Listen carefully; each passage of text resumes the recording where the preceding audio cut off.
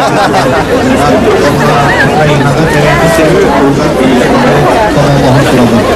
pada meetingnya kan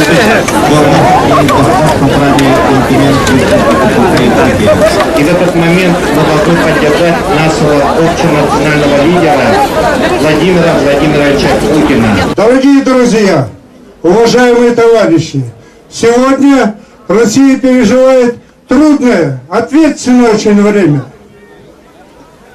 Пожар войны растопили в сердце городов русских, Киеве. И это было сделано американскими спецслужбами, европейскими дипломатами, бандеровцами, власовцами, лесными братьями, кого не добили в 45-50 году.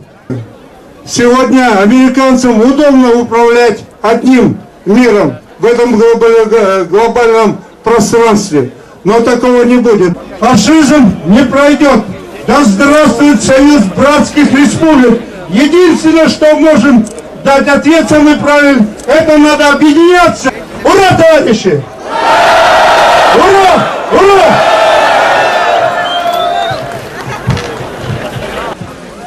Дорогие мои земляки, даже в страшном сне не могло привидеться, что на прекрасной Украине кучка бандитов захватит власть.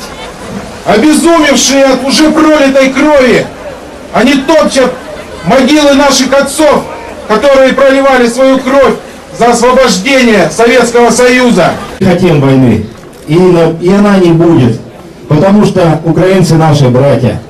Они понимают, там такие же афганцы, как и мы. Мы никогда не будем воевать против друг друга. Россия многонациональная, дружная семья. Ура! Поддержим крымчан!